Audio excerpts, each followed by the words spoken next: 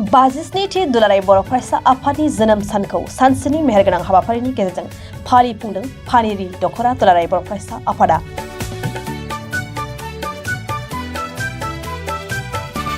1967 इं मायथाइनि 15 फेब्रुआरि खालाराव जोनोम मोननायनि उनाव अरायसम दुलाराय बर' माहारिनि थाखाय दाहाल थुंग्रि बायदि गसंथिनानै खामानि मावबोनाय बर' हारिनि सिनस्रि आफाद दुलाराय बर' फरायसा आफादनि दिनै 52थि जोनोम सान।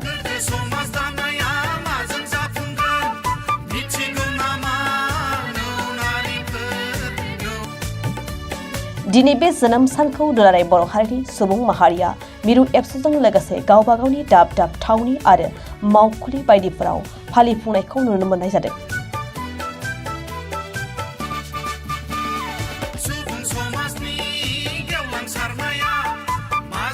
बे लेखायैनो फानेरि दख'रा दुलाराय बर' फरायसा आफादाबो बरमुखलि दालाय एबसुनि बेन्दोङाव थानाय बरमुखलि धर्मपुर एमबि फरायसालिनि गेवलां गेलेग्रा फोथाराव फालिनाय जायो। लोगोसे मख'नो गोनांदि दिनैनि बे गोथार जोनोम सानजों लोब्बा लाखिनानै दख'रा आफाद आरो दालाय आफादा जथायै गामि गामि साइकेल सालायनायनि गेजेरजों रायजो राजाफोरनि गेजेराव सांग्रांथियारि बाथ्रा फोसावनायनि गेजेरजों मोनसे गेवलां मेल हाबाफारि खुंफुंनाय जायो।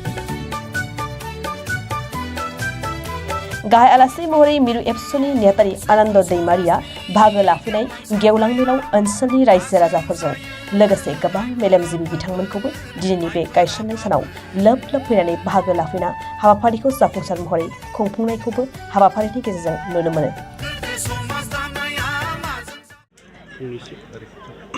जोबोद गोजोननाय फोरमायनो लुबैयो जे दुलाराय बर' फरायसा आफादनि 52थि जे गायसननाय सान बेखौ मुलुगनाङै दिनै बर' माहारिनि गेजेराव गाजा गोमजायै फालिदों आरो थिग बिदिनो दिनै उदालगुरि जिल्ला दुलाराय बर' फरायसा आफादनि सिङाव थानाय पानेरि दख'रा दुलाराय बर' फरायसा आफादनि बानजायनायाव दिनै बरमुखलि धरमपुर बे गेजेर फरायसालिनि लांगोनायाव बे हाबाफारिखौ गेवलां सावरायनाय हाबाफारि लादों। बेनि सिगां बिथांमोना गामि गामि साइकेल रेलि खालामनानै गायसननाय हाबाफारिजों लोब्बा लाखिनानै समाजारि जे जेंना बेफोरखौ गैया खालामनो थाखाय समाजाव मोजां खामानि मावनो थाखाय बर' हारिनि गेजेराव जि गुन गोनां सोलोंथाइ बेखौ मुभमेन्ट हिसाबै जि खामानि मावनो लानाय जांख्रिथाय हिसाबै खामानि मावनो लानाय बे हाबाफारिफोरखौ मेसेज होबोदों आरो थिग बिदिनो दिनै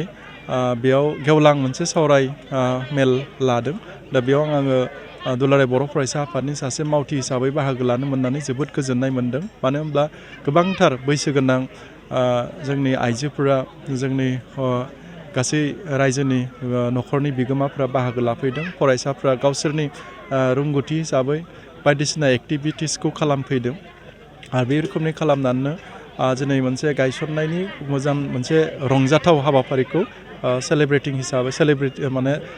खालामदों। दा फैबाय थानाय समाव आङो दुलाराय बर' फरायसा आफादनिफ्राय सासे मावथि हिसाबै आसा खालामदों जे भारत सरकार आसाम सरकार राबो आरो बिटिआर सरकार जथायै बर' माहारिखौ नायसंनाय अननाय आरो जिखिनि राजखान्थियारि दाबि दावाफोर थाबावबाय बेफोरखौ थाबैनो सुस्रांगोन आरो लोगोसेनो जोंनि गुबुन गुबुन जायगाफ्राव जेरै बर' हारिनि गामिफ्राव गुदि फरायसालिफ्रा प्रभिन्सियेलाइज जायाखै आरो सिंगेल टिचार जानानै दं बेफोरखौ आबुं खालामगोन बेखौ आं आसा खालामबाय। जाबाय। आरो जों खोनानो मोनदों बे नैबे ओनसोलाव गोबां दाबो हानि जा जेंना बे सुस्रांजायाखै। दा फैबाय थानाय समाव दुलाराय बर' फरायसाफोर जानानै बेनि सायाव माबाफोर राहा लानाय जागोन। दिनै खोनाफैदों बे पानेरि ओनसोलनि धरमपुर बे ओनसोलाव जिखिनि हानि जेंनानोथ' बुंनाय नङागोन माने गोलाव सम एक्सनिया बिथांमोना मोननानै दङ। दा बियो मियादि पाट्टा हिसाबै रेजिस्टार जायाखै। दा बियो प्रसेस पर्यायक्रमे गभर्नमेन्टआ जेरै थिनो बे रोखोमनि एप्लाइ खालामोब्ला जालांगोन बेखौ आं आसा खालामनो हायो। आरो बेखौ दुलाराय बर' फरायसा आफादनिफ्राय साफ्रोमबो माने जाय बिगोमाया हानि बिगोमा बा अर्थात बर' हारिया जिहेतुके जोंनि बे हानि थागिबि हिसाबै बेखौ जेबो बांद्राय दावराव दावसि जायालासेनो सरकार बेखौ होखागोन बेखौ जों बुंनो हायो आसा खालामनो हायो। जिहेतु मिथियो आनजाद फैगासिनो गाबोन आसामनि सेबाजों खुंजानाय HSLC आनजादा जुरिजेनगोन दा बेयाव दुलाराय बर' माहारिनि आंगो फरायसुला फरायसुलिफ्रा जायफ्रा HSLC आनजाद होगोन बिथांमोननो आङो दुलाराय बर' फरायसा आफादनि सासे मावथि हिसाबै बेस्ट विजेसखौ जासिहरबाय मोजाङै first division letter mark star mark distinction आरो सेबानि जि टप 10 बे टप 10आव जायगाखौ जाहाथे आवग्रिहैनो हायो आं बेखौबो आसा खालामदों मानो होनब्ला थांनाय गलाघाट सेसनाव सेबानि टप 10आव जाय फरायसाया बर' मिडियामनिफ्राय जायगा आवग्रिगोन बिथांनो 1 लाख रां बान्था होनो थाखाय डेलिगेटआव मोनसे रिजोलुसन लानाय दं आरो बेखौबो जाहाथे देग्लाय बे बोसोराव जोंनि बर' फरायसाया जाहाथे मोननो हायो बेखौ आङो इसोरनि खाथियाव आर'ज गाबबाय